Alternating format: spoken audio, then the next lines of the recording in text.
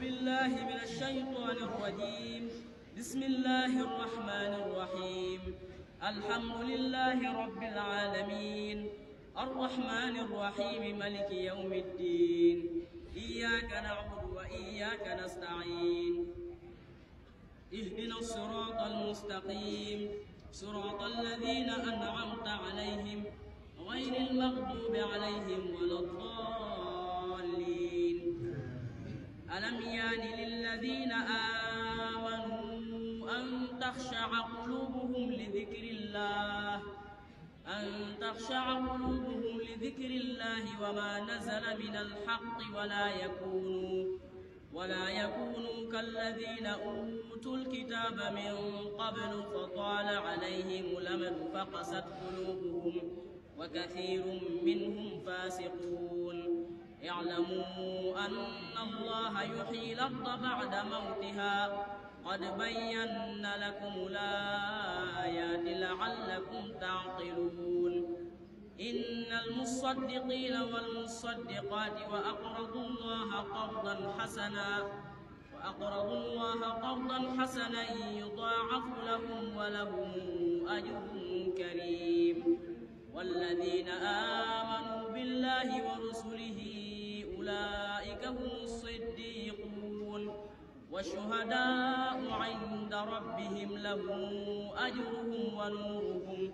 والذين كفروا وكذبوا بآياتنا أولئك أصحاب الجحيم.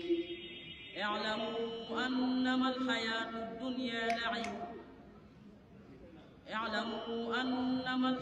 الدنيا لعب ولهو وزينة وتفاخر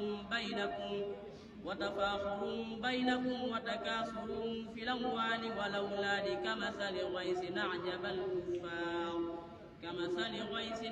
الكفار نباته ثم يهيج فتراه مصفرا ثم يكون حطاما، وفي الآخرة عذاب شديد ومغفرة من الله ورضوان. وما الحياة الدنيا إلا متاع الغرور. سابقوا إلى مغفرة من ربكم وجنة عرضها كعرض السماء والأرض أعدت للذين آمنوا بالله ورسله، ذلك فضل الله يؤتيه من يشاء والله ذو الفضل العظيم. ما أصاب من مصيبة في الأرض ولا في أنفسكم إلا في كتاب من قبل أن نبرأها، إن ذلك على الله يسير. لكي لا تأسوا على ما فاتكم ولا تفرحوا بما آتاكم، والله لا يحب كل مختال فخور. الذين يبخلون ويأمرون الناس بالبخل ومن يتول فإن الله الغني الحميد. لقد أرسلنا رسلنا بالبينات وأنزلنا معهم الكتاب والميزان ليقوم الناس بالقسط، وأنزلنا الحديد فيه بأس شديد ومنافع للناس وليعلم الله من ينصره ورسله بالغيب، إن الله قوي عزيز.